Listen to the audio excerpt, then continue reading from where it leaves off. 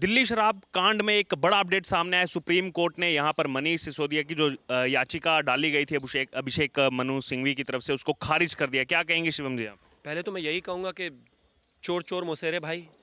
आ, जो डालने वाले हैं अभिषेक मनु सिंघवी यानी कि कांग्रेस, और जिनके डाली जा रही है यानी कि आम आदमी पार्टी। एक तो ये बड़ा कार्टेल बड़ा शानदार है इनका, और दूसरी बात जहाँ तक खारिज होने की है इसमें कोई दो राय नहीं है। उनको पहले कस्टडी इसीलिए दी गई थी और सीबीआई कोर्ट ने इसीलिए कस्टडी दी थी क्योंकि पूरी उम्मीद थी कि उनको जो है वो काफ़ी चीज़ों में कोऑपरेट नहीं कर रहे हैं, काफ़ी इन्फॉर्मेशन जो है बता नहीं रहे हैं। दूसरी बात ये भी है कि जहाँ तक बात खारिज होने की है वो सुप्रीम कोर्ट ज़बरदस्ती गए हैं क्योंकि उनको सिर्फ लग रहा है कि 1% उम्मीद की किरण कहीं हो जाए। अरविंद केजरीवाल का जो नाम आ रहा है आने वाले समय में वो शायद जेल में होंगे, किसी तरीके से उससे बचा जा सके। बहुत सारे फ़ोन बदल के चीज़ों को तोड़ के सिम ख़त्म करके डेटा डिलीट करके शायद वो बच जाएं, लेकिन ऐसा नहीं है। इस देश में सारी चीज़ें जो हैं कोर्ट के सामने जब आती हैं वो न्याय करता है। इन्हीं के अधिकारी हैं जो अप्रूवर बने हैं, जिन्होंने सारी चीज़ें दी हैं, जिन्होंने सारी इन्फॉर्मेशन बताई हैं, जिन्होंने सारा घोटाला बताया है। तो सब कॉन्सिक्वेंसेस फेस करने पड़ेंगे, और जहाँ तक मुझे दिखाई दे रहा है उनको साल तो कम से कम जेल में रहना ही पड़ेगा। और थोड़ी सी भी शर्म आम आदमी पार्टी में है तो कम से कम जो 2 मिनिस्टर्स जिनको इतने बड़े बड़े मंत्रालय देकर बैठे हुए हैं, कम से कम उनसे तो इस्तीफा कराएं। ये चाहते थे सत्येंद्र जैन को भारत रत्न देना, पिछले 9 महीने से सुप्रीम कोर्ट ने उनको बेल तक नहीं दी है। तो जो भारत रत्न का अधिकारी था उसको बेल भी नहीं मिली है। अब मनीष सिसोदिया गए हैं तो वो चाहते हैं कि उसको भी भारत रत्न दे दिया जाए, लेकिन लोअर कोर्ट ने उसको जो है सीबीआई विशेष अदालत ने उसको जो है कस्टडी दे दी सीबीआई को 4 दिन के लिए। तो जो ये कहते हैं उसका तो बिल्कुल ऑपोजिट ही होता है। 5वां मंत्री ये इनका है। इनकी टोटल पार्टी की जो उम्र है वो है 10 साल। हर 2 साल में एक मंत्री के जाने का एवरेज आ रहा है। इतना अच्छा एवरेज तो किसी सर पार्टी का नहीं आता, मतलब हर 2 साल में एक मंत्री चला जाता है।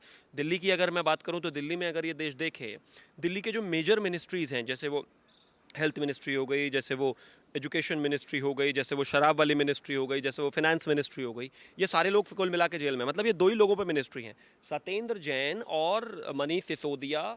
दिल्ली की जो मेजर सबसे इंपॉर्टेंट मिनिस्ट्री है उसकी 40% मिनिस्ट्रीज ऑलरेडी इन 2 लोगों के पास हैं, और ये दोनों लोग जेल में हैं।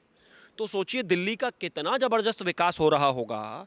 जो अरविंद केजरीवाल दिन रात बाहर हैं, या फिर यूँ कहिए दिन रात जो है प्रेस कॉन्फ्रेंसेस करते रहते हैं, उनके पास कोई मिनिस्ट्री नहीं है क्योंकि उनको किसी पेपर पे साइन नहीं करना, वरना हो सकता है घोटाले में वो खुद फंस जाएं। जहाँ तक बात मनीष सिसोदिया की है, मनीष सिसोदिया के बारे में लेकर 3-4 सवाल बड़े क्लियर जो है सीबीआई ने पूछे, जिनका जवाब उन्होंने नहीं दिया।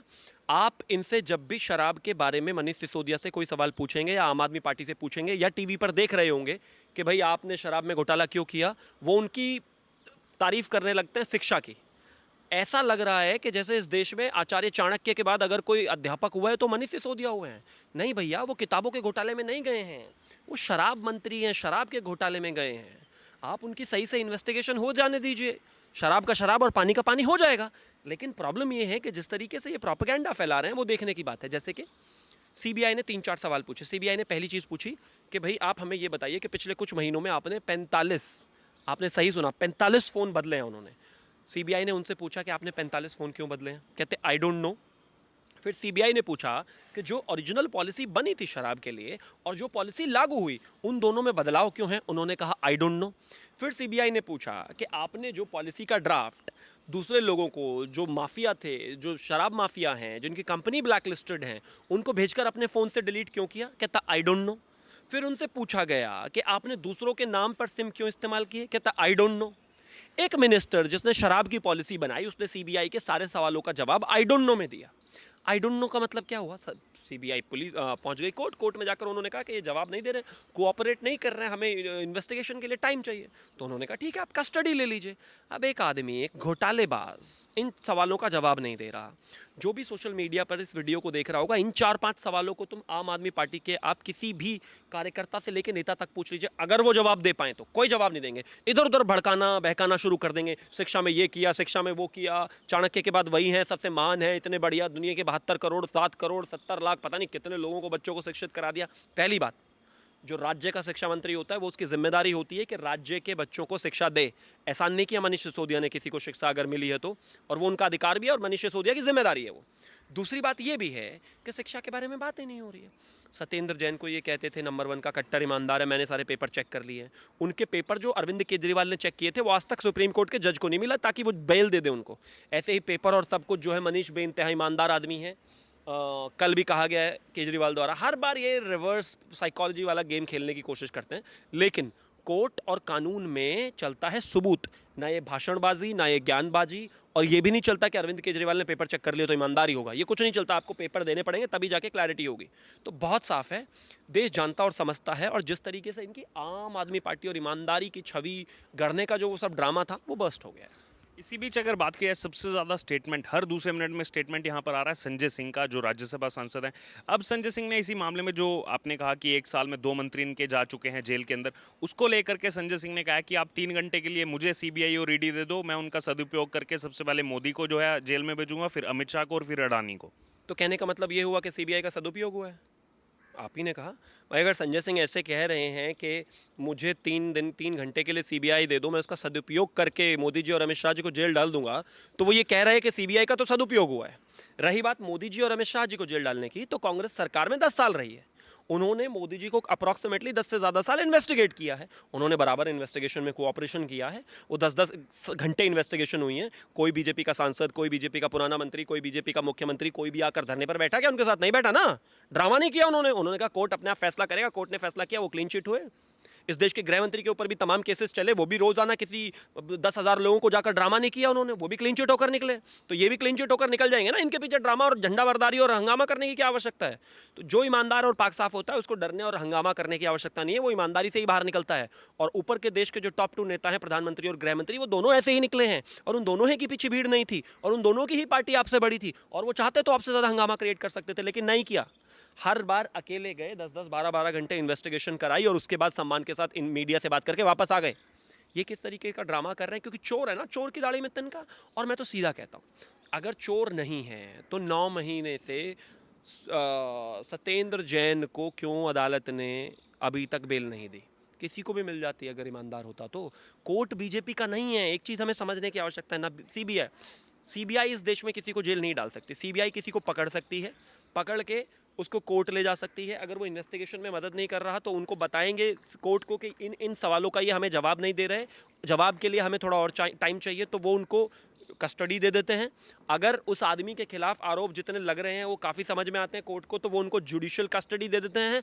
और अगर सब कुछ फर्जी बनाया होता है सरकार ने या पुलिस ने या किसी ने, तो वो उसको तुरंत बेल करके रिहा कर देते हैं।